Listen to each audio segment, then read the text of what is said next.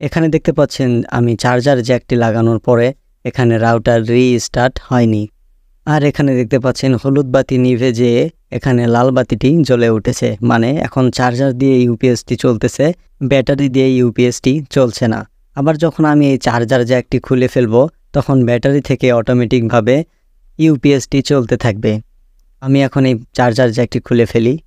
আপনারা একটু লক্ষ্য করবেন, এখানে দেখতে পেলেন আমি চার্জার জ্যাকটি খুলে ফেলার পরে এখানে হলুদ বাতি জ্বলে উঠেছে, মানে এখন ব্যাটারি দিয়ে ইউপিএসটি চলতেছে, প্লাস এখানে রাউটার চলতেছে। কিন্তু এখানে দেখতে পেলেন রাউটার কোনো রিস্টার্ট হয়নি। আমি যদি আবার জ্যাকটি লাগিয়ে দেই, এখানে দেখতে পেলেন লাল বাতিটি জ্বলে উঠলো, মানে ব্যাটারি থেকে যে লাইনটা আসতেছে সেটা অটোমেটিকভাবে অফ করে দিয়েছে।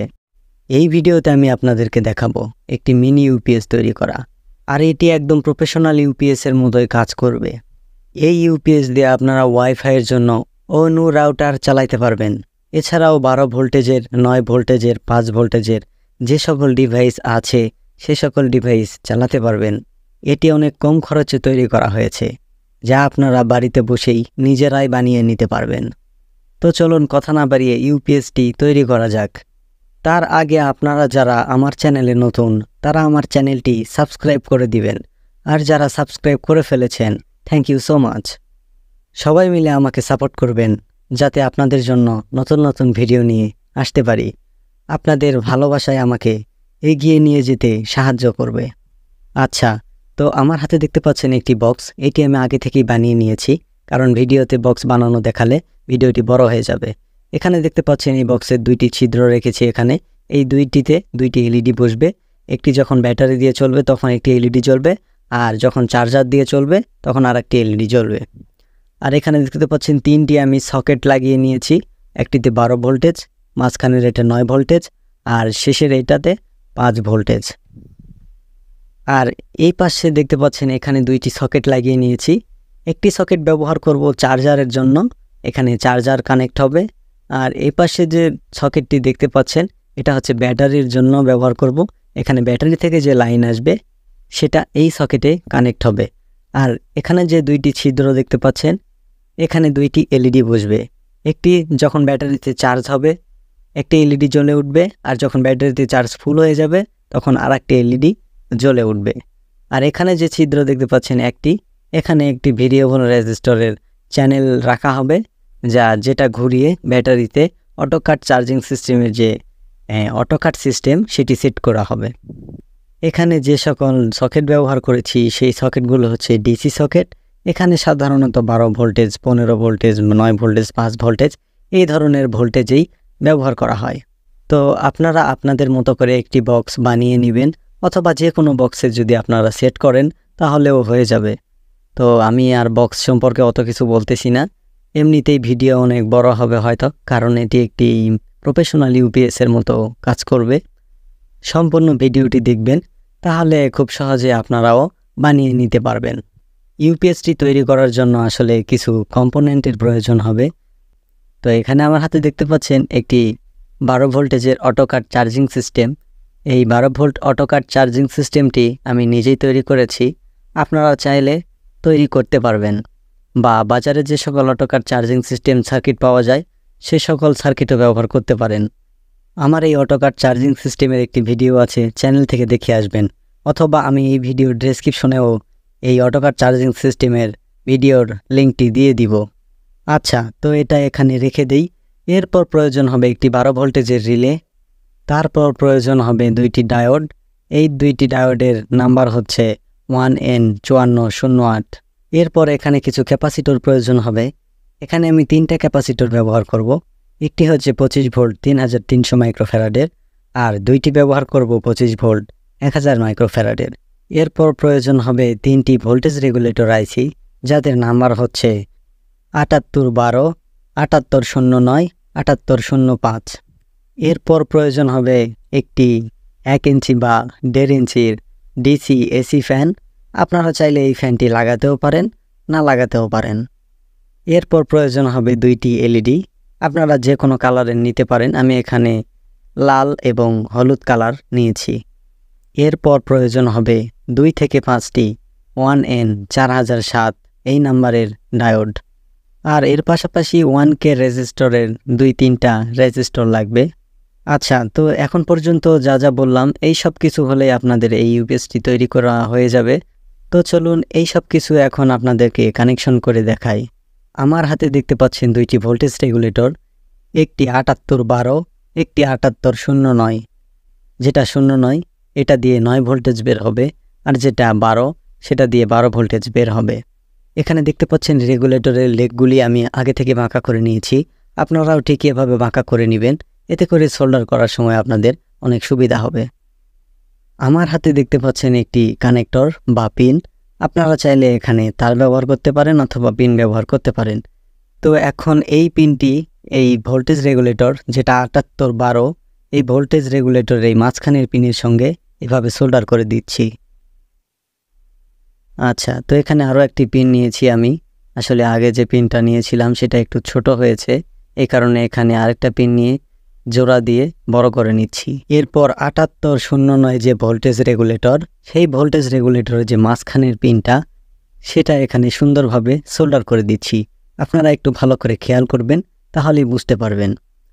আমি একটু আপনাদের কাছে থেকে দেখাই, তাহলে দেখতে সুবিধা হবে। এখন 7812 যে ভোল্টেজ রেগুলেটরের 1 নাম্বার পিন, এই 1 নাম্বার পিনের সঙ্গে 7809 এই ভোল্টেজ রেগুলেটরের 1 নাম্বার পিন সোল্ডার করে দিব।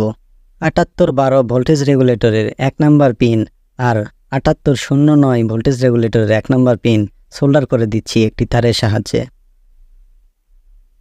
এরপর আরেকটি লাল তার নিচ্ছি, নিয়ে 7812 যে ভোল্টেজ রেগুলেটর এর 3 নাম্বার পিনের সঙ্গে এই তারটি সোল্ডার করে দিচ্ছি। এরপর একটি কালো তার নিচ্ছি, নিয়ে ঠিক এখানে এই কালো তারটি সোল্ডার করে দিব। আচ্ছা, তো এখানে দুইটি তার বের হলো। এই দুইটি তার হচ্ছে 12 ভোল্টেজের পজিটিভ এবং নেগেটিভ। এখন 9 ভোল্টেজের পজিটিভ এবং নেগেটিভ তার বের করে নিব। তার জন্য আবারও একটি কালো তার নিচ্ছি, নিয়ে ঠিক এখানে সোল্ডার করে দিচ্ছি। আপনারা একটু ভালো করে দেখবেন, এতে করে আপনাদের বুঝতে অনেক সুবিধা হবে। এরপর একটি লাল তার নিচ্ছি, লাল তার নিয়ে 7809 যে ভোল্টেজ রেগুলেটর এর 3 নাম্বার পিনের সঙ্গে এই লাল তারটি সোল্ডার করে দিচ্ছি। সোল্ডার করা শেষ। আমি একটু আপনাদেরকে কাছে থেকে দেখাই, আপনাদের বুঝতে অনেক সুবিধা হবে। এই দুইটি তার হচ্ছে 12 ভোল্টেজের পজিটিভ এবং নেগেটিভ তার, এগুলো আমি এখানে পেঁচিয়ে রাখি।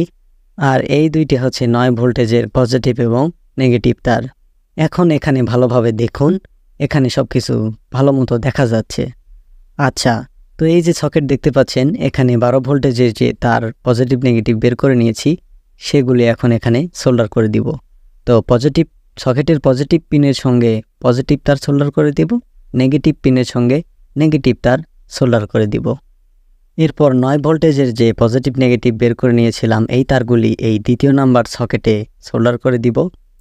তো এখন এখানে দ্বিতীয় নাম্বারের সকেটের যে পজিটিভ পিন, সেই পজিটিভ পিনের সঙ্গে পজিটিভ তারটি সোল্ডার করে দিচ্ছি, আর নেগেটিভ পিনের সঙ্গে নেগেটিভ তারটি সোল্ডার করে দিচ্ছি। আচ্ছা, তো এসব কিছু সোল্ডার করা শেষ। একটু ভালো করে খেয়াল করবেন, আমি একটু দেখার সুযোগ করে দিচ্ছি আপনাদের। তো এখানে আমি আরও একটা জিনিস আপনাদেরকে দেখাই, যে সকেটগুলি ব্যবহার করেছি সেই সকেটের নেগেটিভ এবং পজিটিভ আপনাদেরকে দেখানো হয়নি। তো আপনারা হয়তো বুঝতে পারবেন না নেগেটিভ পিন কোনটা এবং পজিটিভ পিন কোনটা। তো এখানে দেখতে পাচ্ছেন এই সকেটের যে মোটা পিন, এটা হচ্ছে পজিটিভ, আর এ পাশে যে ছোট যে দুইটি পিন দেখতে পাচ্ছেন, এগুলো হচ্ছে নেগেটিভ পিন। দুইটির মধ্যে যে কোনো একটিতে লাগালেই হয়ে যাবে। আচ্ছা, তো আমার হাতে দেখতে পাচ্ছেন দুইটি ক্যাপাসিটর, 25 ভোল্ট 1000 মাইক্রোফ্যারাডের দুইটি ক্যাপাসিটর। আপনারা এখানে 25 ভোল্টের দুইটি ক্যাপাসিটর নেবেন, কিন্তু মাইক্রোফ্যারাড 1000 না হলেও চলবে, মাইক্রোফ্যারাড একটু কম দিলেও সমস্যা হবে না। তো এখন এই ক্যাপাসিটর এখানে যে সকেটগুলি ব্যবহার করেছি, এই সকেটের পজিটিভ এবং নেগেটিভে সোল্ডার করে দিব। ক্যাপাসিটরের গায়ে যে দাগ কাটার দিক আছে, সেই দিকটা হচ্ছে ক্যাপাসিটরের নেগেটিভ দিক, এবং অপর পাশে যে পিনটি আছে সেটি হচ্ছে পজিটিভ পিন। তো এখন এই ক্যাপাসিটরটি এই সকেটের সঙ্গে সোল্ডার করে দিচ্ছি। ক্যাপাসিটরের যে পজিটিভ পিন, সেটা সকেটের পজিটিভ পিনের সঙ্গে সোল্ডার করে দিচ্ছি, এবং ক্যাপাসিটরের নেগেটিভ পিন সকেটের নেগেটিভ পিনের সঙ্গে সোল্ডার করে দিচ্ছি। 9 ভোল্টেজের যে সকেট, সেই সকেটের সঙ্গেও একটি ক্যাপাসিটর সোল্ডার করে দিচ্ছি। পজিটিভের সঙ্গে পজিটিভ এবং নেগেটিভের সঙ্গে নেগেটিভ একইভাবে সোল্ডার করে দিচ্ছি। এরপর একটি 12 ভোল্টেজের রিলে নিব। এই রিলের মাধ্যমে এখানে অটোমেটিক সিস্টেম তৈরি করব। এখানে দেখতে পাচ্ছেন রিলের 5টা পিন, এই পাশে হচ্ছে 3টা আর ওই পাশে হচ্ছে 2টা পিন। এই পাশের এই 3টা পিনের মধ্যে এই পিন আর এই পিন হচ্ছে রিলের কয়েলের পিন, আর মাঝখানের এই পিনটি হচ্ছে রিলের কমন পিন। এই পিনটি হচ্ছে NO পিন আর এই পিনটি হচ্ছে NC পিন। এখন এখানে 1N4007 একটি ডায়োড ঠিক এইভাবে বাঁকা করে নিয়ে এই রিলের যে 2টি কয়েলের পিন, এই 2টি কয়েলের পিনের সঙ্গে সোল্ডার করে দিব। ডায়োডের যে সাদা দাগ কাটা দিক, এই দিকটি হবে যে পিনে থাকবে সেই পিনটি হচ্ছে পজিটিভ এবং অপর পিনটি হবে নেগেটিভ। দেখতে পাচ্ছেন এই ডায়োডটি আমি এখানে সোল্ডার করে দিয়েছি। ডায়োডের যে সাদা দাগ কাটা দিক যে পিনে থাকলো সেটি হচ্ছে পজিটিভ আর অপর পিনটি হচ্ছে নেগেটিভ। এখন একটি কালো তার নিচ্ছি।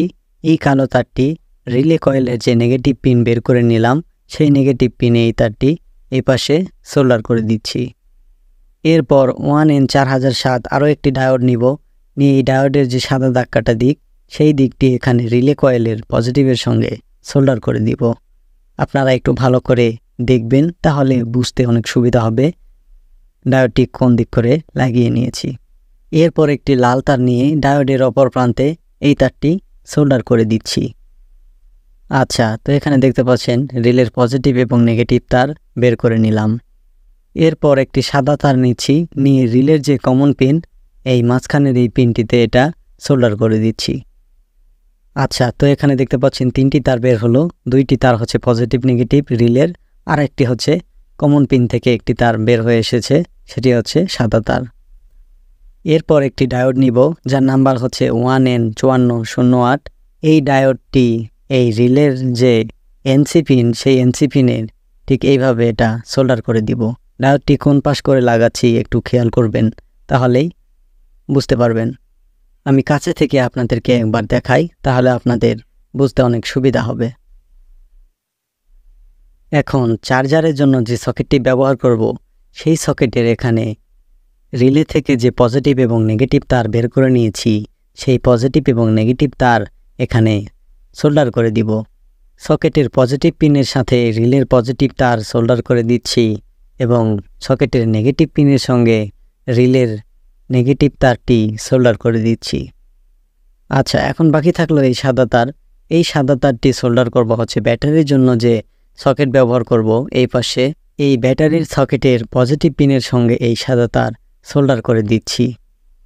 এরপর রিলের NC পিন থেকে একটি ডায়োড সোল্ডার করে নিয়েছিলাম, সেই ডায়োডের অপর প্রান্ত থেকে একটি সাদা তার সোল্ডার করে নিচ্ছি।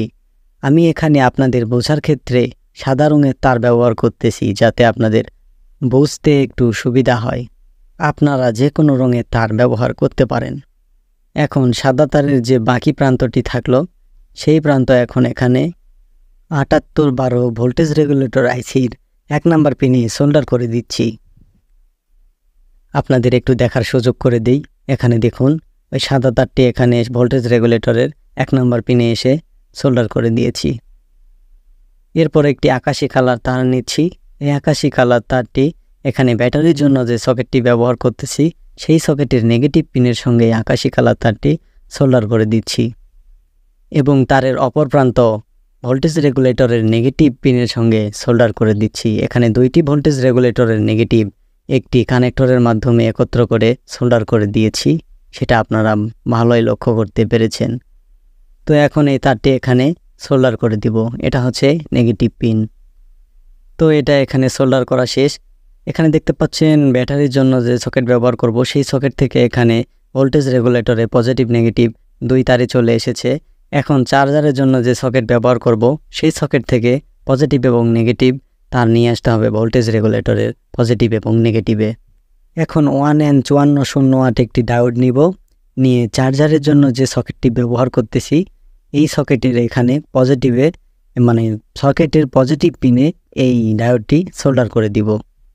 এখন একটি লাল তার নিচ্ছি, নিয়ে এই ডায়োডের অপর প্রান্তে সোল্ডার করে দিচ্ছি। ডায়োডের সাদা দাগ কাটা দিক কিন্তু এই লাল তারের এদিকে আছে, আপনারা একটু খেয়াল করবেন। যে লাল তারটি এখন সোল্ডার করলাম এই তারের অপর প্রান্ত এখন 7812 ভোল্টেজ রেগুলেটরের 1 নাম্বার পিনের সঙ্গে সোল্ডার করে দিচ্ছি। ভিডিওতে আপনারা লাইক করে দিবেন। এই ধরনের ভিডিও বানাতে আসলে অনেক পরিশ্রম হয়। যখন ভিডিওতে অনেক লাইক আসে তখন আসলে এই পরিশ্রম কিছু মনে হয় না। তখন মনে হয় এই ধরনের আরও নতুন নতুন ভিডিও আপনাদের জন্য নিয়ে আসি। আর আপনারা যারা চ্যানেলটি সাবস্ক্রাইব করেননি তারা সাবস্ক্রাইব করে দিবেন। আপনাদের সবার সাপোর্টই আমার প্রয়োজন। আচ্ছা, তো এখন একটি কালো তার নিচ্ছি। এই কালো তারটি চার্জারের জন্য যে সকেটটি ব্যবহার করতেছি এই সকেটের নেগেটিভ পিনে সোল্ডার করে দিচ্ছি। এরপর এই তারের অপর প্রান্তটি এখানে ভোল্টেজ রেগুলেটরের যে নেগেটিভ পিনগুলো একত্র করে নিয়েছি একটি কানেক্টরের সাহায্যে, সেই কানেক্টরের এখানে এটি এই নেগেটিভে সোল্ডার করে দিচ্ছি। আপনারা একটু ভালোভাবে দেখবেনও, তাহলে আপনাদের বুঝতে অনেক সুবিধা হবে যে কোন তার কোথায় সোল্ডার করলাম। এবার এখানে দেখতে পাচ্ছেন একটি ক্যাপাসিটর নিয়েছি। এটি 25 ভোল্ট 3300 মাইক্রোফ্যারাডের একটি ক্যাপাসিটর। আপনারা এখানে 35 ভোল্ট বা 25 ভোল্ট একটি ক্যাপাসিটর ব্যবহার করবেন, আর সেটার মাইক্রোফ্যারাড 2000 থেকে 3000-এর মধ্যে হলেই হয়ে যাবে। এখন এই ক্যাপাসিটর ঠিক এখানে সোল্ডার করে দিব। এখানে দেখতে পাচ্ছেন পজিটিভ আর এটি আছে নেগেটিভ। তো ক্যাপাসিটরের পজিটিভ নেগেটিভ এখানে সোল্ডার করে দিব। এই দিক নেগেটিভ আর এই দিক হচ্ছে পজিটিভ। তো এখন এই ক্যাপাসিটরটি এখানে সোল্ডার করে দিব। এখানে ভোল্টেজ রেগুলেটরের 1 নাম্বার পিন হচ্ছে পজিটিভ। এই পজিটিভের সঙ্গে ক্যাপাসিটরের পজিটিভ পিন সোল্ডার করে দিব। আর এ পাশে এই পিনটি দেখতে পাচ্ছেন, এই পিন ক্যাপাসিটরের নেগেটিভ এখানে সোল্ডার করে দিব। তো ক্যাপাসিটরটি এখানে সুন্দরভাবে সোল্ডার করে দিলাম। আপনারা একটু পজিটিভ নেগেটিভ দেখে শুনে সোল্ডার করবেন। ভিডিও প্রায় শেষের দিকে। এখন শুধু অটোকার চার্জিং সিস্টেমটা লাগাতে হবে। এটা লাগানোর অতটা ঝামেলা নাই, কারণ এটা তৈরি করা আছে। এই অটোকার চার্জিং সিস্টেমটা আপনারা আমার চ্যানেল থেকে দেখে আসবেন, অথবা এই ভিডিওর ডেসক্রিপশনে আপনারা এই অটোকার চার্জিং সিস্টেমের ভিডিওর লিঙ্কটি পেয়ে যাবেন। আমি এই ভিডিওর ডেসক্রিপশনে এই অটোকার চার্জিং সিস্টেমের ভিডিওর লিঙ্কটি দিয়ে দিব।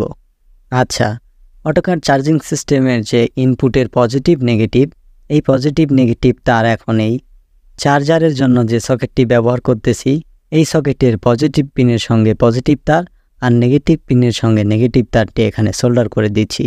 তবে এখানে একটু লক্ষ্য করবেন, আমি পজিটিভ তারটি ডায়োডের কিন্তু একদম গোড়ায় লাগিয়ে দিয়েছি, মানে সকেটের একদম গোড়ায়। এটা ডায়োডের কিন্তু ওই পাশে লাগালে হবে না। এখন অটোকার চার্জিং সিস্টেমের যে আউটপুটের পজিটিভ এবং নেগেটিভ, এই পজিটিভ আর নেগেটিভ এখন ব্যাটারির জন্য যে সকেটটি ব্যবহার করতেছি এই সকেটের পজিটিভ পিনে পজিটিভ তারটি লাগাবো আর নেগেটিভ পিনে নেগেটিভ তারটি লাগাবো। তো আসুন এটি এখন এখানে সোল্ডার করে দেই। সোল্ডার করা হয়ে গেল। এখন যে সকল কম্পোনেন্টগুলো এই ইউপিএসে ব্যবহার করেছি সে সকল কম্পোনেন্ট এখন একটি একটি করে সুন্দরভাবে বসিয়ে দিব। এখন এই অটোকার চার্জিং সিস্টেমের যে ভেরিয়েবল রেজিস্টর আছে এই রেজিস্টরে একটু আঠা দিয়ে নিয়ে এই ইউপিএস বক্সের সঙ্গে এখানে লাগিয়ে দিব।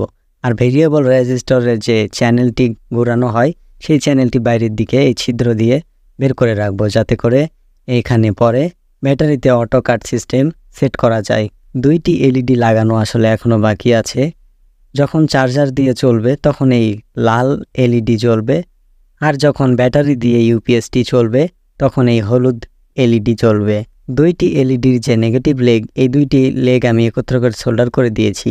আর যে 2টি এলইডির পজিটিভ লেগ, এই পজিটিভ লেগ থেকে 1K রেজিস্টর এখানে সোল্ডার করে দিয়েছি। এখন 2টি এলইডির যে নেগেটিভ লেগ একত্র করা আছে সেইখান থেকে একটি কালো তার সোল্ডার করে নিচ্ছি। 2টি এলইডিরই যেহেতু নেগেটিভ লেগ একত্র করে দিয়েছি তাই এখানে একটি কালো তার ব্যবহার করলেই হয়ে যাচ্ছে। এখন লাল যে এলইডি এর যে পজিটিভ লেগ থেকে যে 1K রেজিস্টর লাগিয়ে নিয়েছি, এই 1K রেজিস্টরে একটি লাল তার সোল্ডার করে দিচ্ছি। এরপর হলুদ এলইডির জন্য একটি আকাশি কালার তার নিয়ে এর এই পজিটিভে সোল্ডার করে দিচ্ছি। এখানে কিন্তু রেজিস্টর লাগানো আছে, একটু খেয়াল করবেন। এখন 2টি এলইডির যে নেগেটিভ লেগ থেকে একটি কালো তার সোল্ডার করে নিয়েছিলাম সেই তারের অপর প্রান্ত এখানে ক্যাপাসিটরের নেগেটিভে সোল্ডার করে দিচ্ছি। সোল্ডার করা শেষ। এখন লাল এই এলইডির পজিটিভ লেগ থেকে যে তারটি সোল্ডার করে নিয়েছি এখানে দেখতে পাচ্ছেন, এই তারটি এখন চার্জারের জন্য যে সকেটটি ব্যবহার করেছি সেই সকেটের পজিটিভ পিনের একদম গোড়ায় সোল্ডার করে দিব। তো এখন এটা এখানে পজিটিভ পিনে সোল্ডার করে দিই। এখানে সোল্ডার করা শেষ। এখন হলুদে এলইডির পজিটিভ থেকে যে আকাশি কালার তারটি সোল্ডার করে নিয়েছি, এর অপর প্রান্ত এখানে দেখতে পাচ্ছেন রিলে থেকে যে এনসি পিনে যে ডায়োডটি লাগিয়ে নিয়েছি, এই ডায়োডের একদম গোড়ায় মানে এনসি পিনের একদম গোড়ায় এই তারটি সোল্ডার করে দিব। তো এটা এখন এখানে সোল্ডার করে দিই।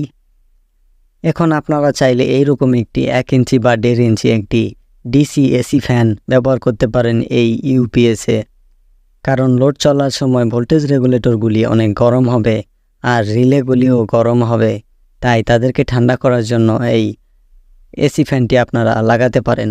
আবার অনেকে চাইলে নাও লাগাতে পারেন, সমস্যা নেই। তবে যারা এসি ফ্যানটি লাগাবেন তারা চার্জারের যে ভোল্টেজ সেটা 13 থেকে 14 বা 15 ভোল্টেজের মতো হতে হবে। অবশ্য 12 ভোল্টেজ চার্জারে এমনিতেই 13 থেকে 14 ভোল্টেজ থাকে, তারপরেও আপনারা একটু চেক করে নেবেন চার্জারগুলি যে কত ভোল্টেজ আসতেছে, কারণ এখানে অনেকগুলো লোড চলবে, তাই এখানে আপনার ফুল 12 ভোল্ট আসলে হবে না, কারণ ভোল্টেজটা কিছু ড্রপ করবে। আর চার্জারের অ্যাম্পিয়ার অবশ্যই বেশি হতে হবে, 1 অ্যাম্পিয়ার হলে হবে না। আপনারা এখানে 3 থেকে 5 অ্যাম্পিয়ারের মতো চার্জার ব্যবহার করবেন, কারণ এখানে একসাথে লোড চলবে প্লাস হচ্ছে ব্যাটারিতে চার্জও নেবে। আর আপনারা এখানে যে এসি ফ্যানটি লাগাবেন সেটি 12 ভোল্টেজেরও লাগাতে পারেন, 5 ভোল্টেজেরও লাগাতে পারবেন, আপনাদের কাছে যেরকম থাকবে সেই রকমই লাগাবেন। তবে যদি 12 ভোল্টেজের কম হয় তাহলে এসি ফ্যানের ভোল্টেজ অনুযায়ী ভোল্টেজ রেগুলেটর অথবা কোনো রেজিস্টর দিয়ে সমপরিমাণ ভোল্টেজ করে নিয়ে সেই এসি ফ্যানটি লাগাবেন। আর 12 ভোল্টেজেরই যদি এসি ফ্যান লাগান তাহলে অবশ্যই এখানে ডায়োড বা রেজিস্টর ব্যবহার করবেন, যাতে করে এখানে এই ফ্যানটি ভোল্টেজ কম নিতে পারে এবং অ্যাম্পিয়ার কম নিতে পারে। এতে করে আপনার বাকি লোডগুলি খুব ভালোভাবে চলবে এবং ব্যাটারিতে চার্জ হবে। এসি ফ্যানটি লাগানোর জন্য আমি এখানে 1N4007 দুইটি ডায়োড সিরিজে সেট করতেছি। এরপর এই ডায়োডটি এখন লাগাবো চার্জারের জন্য যে সকেটটি ব্যবহার করব, সেই সকেটের একদম পজিটিভের যে পিন, সেই পজিটিভ পিনের গোড়ায় একদম এই ডায়োডটি সোল্ডার করে দিব। আর আপনারা একটু লক্ষ্য করবেন আমি ডায়োডগুলো কোন দিক করে সোল্ডার করে নিয়েছি, এতে করে আপনাদের আর কোনো ভুল হবে না। তো এখন এটা এখানে সোল্ডার করতেছি, দেখতে পাচ্ছেন সোল্ডার করা শেষ। এখন এসি ফ্যানের যে পজিটিভ তার, এই পজিটিভ তারটি এখানে যে ডায়োডটি সোল্ডার করে নিয়েছি সিরিজে, এর যে অপর প্রান্ত বাকি আছে এই অপর প্রান্তে এখানে এই এসি ফ্যানের পজিটিভ তারটি সোল্ডার করে দিলাম। এরপরে এসি ফ্যানের যে নেগেটিভ তার, এই নেগেটিভ তারটি এখানে চার্জারের জন্য যে সকেটটি ব্যবহার করতেছি এই সকেটের নেগেটিভ পিনের একদম গোড়ায় সোল্ডার করে দিচ্ছি। বাস হয়ে গেল। এখন সকল কাজ শেষ। এখন শুধু এই কম্পোনেন্ট যেসব লাগিয়ে নিয়েছি এইসব কম্পোনেন্ট এখন এই ইউপিএস বক্সের মধ্যে ভালোভাবে সুন্দরভাবে বসিয়ে দিব। এ সকল কিছু বসানো আমি আর এক্সট্রা করে আপনাদেরকে দেখাচ্ছি না, কারণ ভিডিও এমনিতেই অনেক বড় হয়ে গেছে। আমি এগুলো এখন সব কিছু সঠিক জায়গায় বসিয়ে দিচ্ছি। প্রথমে এলইডিটা এখানে সামনের দিকে যে 2টা ছিদ্র রেখেছিলাম এই 2 ছিদ্রতে বসিয়ে দিব, দিয়ে এখানে আঠা দিব। এরপর যে সকল কম্পোনেন্টগুলো আছে এই কম্পোনেন্টগুলো আমি বক্সের মধ্যে ডাবল সাইড ফোম টেপের সাহায্যে লাগিয়ে দিব বা আটকিয়ে দিব। আপনারা চাইলে এখানে আঠাও ইউজ করতে পারেন, যে যেভাবে লাগাইতে পারবেন লাগিয়ে নেবেন। আমি এসব কিছু আর আপনাদেরকে লাগানো দেখাচ্ছি না, আমি এখানে একটু ভিডিও কেটে দিচ্ছি। এখানে আমি সব কিছু ডাবল সাইড ফোম টেপের সাহায্যে লাগিয়ে নিয়েছি। আর এখানে দেখতে পাচ্ছেন আমার হাতে 2টি হিটসিং। আমি 2টি হিটসিং আসলে ভোল্টেজ রেগুলেটরে লাগাবো, কারণ ভোল্টেজ রেগুলেটর অনেক গরম হবে, এই কারণে হিটসিং এখানে লাগাতে হবে। হিটসিং লাগানোর ফলে ভোল্টেজ রেগুলেটরগুলি অতিরিক্ত গরম হবে না, এতে অনেক ভালো থাকবে ভোল্টেজ রেগুলেটর। আর এখানে আমি এসি ফ্যান লাগিয়ে নিয়েছি, এই কারণে হিটসিংগুলি আরও খুব ভালোভাবে কাজ করবে, ভোল্টেজ রেগুলেটরগুলিকে গরম হতেই দিবে না।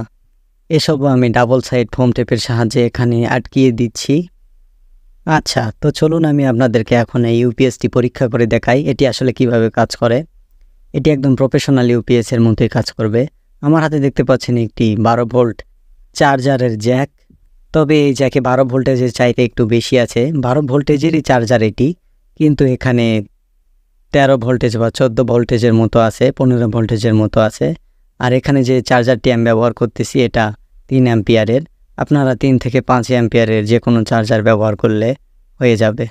তো আমি এখন এই জ্যাকটি এই সকেটে লাগিয়ে দিচ্ছি। দেখতে পাচ্ছেন এখানে লাল এলইডি চলতেছে, মানে এখন চার্জার দিয়ে এই ইউপিএসটা চলতেছে। ফ্যানটা কিন্তু এখানে চালু হয়ে গেছে, যদিও আপনারা দেখতে পাচ্ছেন না।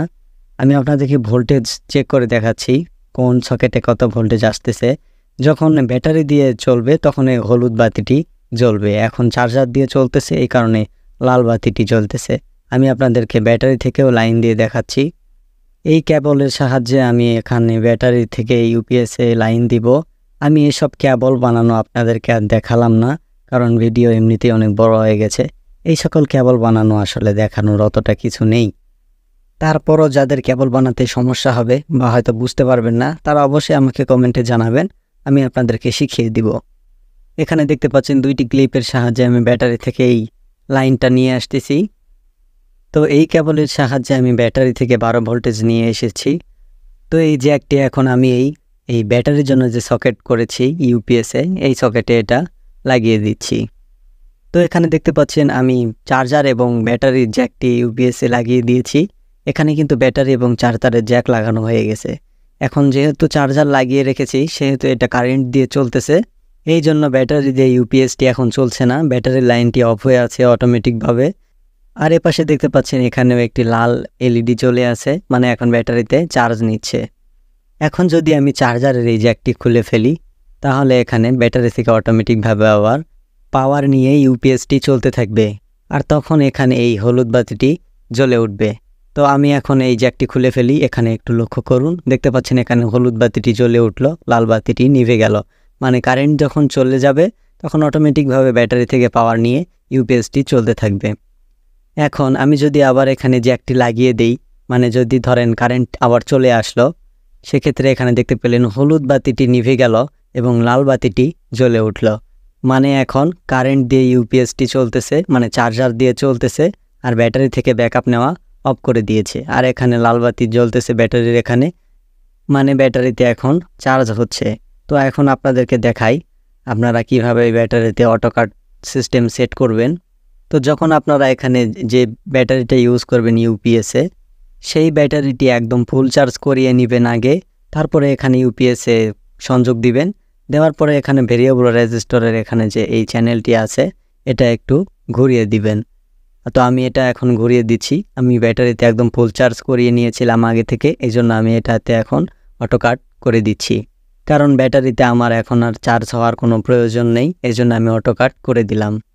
যখন ইউপিএস চলবে ব্যাটারি দিয়ে, তখন ব্যাটারির তো চার্জ শেষ হয়ে যাবে। তো যখন শেষ হয়ে যাবে তখন আবার এটা অটোমেটিকভাবে ব্যাটারি চার্জ নিতে থাকবে। আবার যখন আপনি যত ভোল্টেজে এই কাট অফ করালেন ব্যাটারিতে ফুল চার্জ দিয়ে, শত পরিমাণ চার্জ ব্যাটারিতে উঠলে আবার অটোমেটিকভাবে কাট অফ করে দিবে, তখন আর ব্যাটারি চার্জ নেবে না। আপনারা এখানে না বুঝলেও আমার চ্যানেলে এই অটোকাট সিস্টেমটি বানানোর ভিডিও দেওয়া আছে, সেখানে আমি সব কিছু দেখিয়ে দিয়েছি এবং বলে দিয়েছি, আপনারা ভিডিওটি দেখে নেবেন। আমি এই ভিডিওর ডেসক্রিপশনে অটোকাট সিস্টেমের ওই ভিডিওর লিঙ্কটি দিয়ে দিব। তো চলুন আমি এখন আপনাদেরকে দেখাই কোন সকেটে কত ভোল্টেজ আসতেছে। তো তার জন্য আমি এখানে এই জ্যাকটি ব্যবহার করব আপনাদেরকে ভোল্টেজটি দেখানোর জন্য। তো এই জ্যাকটি এখন এখানে 12 ভোল্টেজ যে সকেট এখানে লাগিয়ে দিলাম। এখন আপনাদেরকে দেখাই এই 12 ভোল্টেজ সকেটে কত ভোল্টেজ আসতেছে। তো এখানে মিটারের ডিসপ্লেতে দেখতে পাচ্ছেন 12.34 ভোল্টেজের মতো দেখাচ্ছে। তো এই সকেট থেকে আসতেছে 12.34 ভোল্টেজ। তো এই সকেটে আপনারা এখানে 12 ভোল্টেজের রাউটার বা 12 ভোল্টেজের অণু এই সকেট থেকে চালাইতে পারবেন। এখন আমি আপনাদেরকে দ্বিতীয় নাম্বার সকেটটি দেখাই, এই সকেটে কত ভোল্টেজ আসতেছে। তো এই জ্যাকটি আমি এখানে আগে লাগিয়ে দেই। এখন আবার মিটারের ডিসপ্লেতে লক্ষ্য করবেন, এখানে এখন দেখা যাচ্ছে 9.13 ভোল্টেজ দেখাচ্ছে। তো এখানে আপনারা 9 ভোল্টেজের অণু বা 9 ভোল্টেজের রাউটার চালাইতে পারবেন।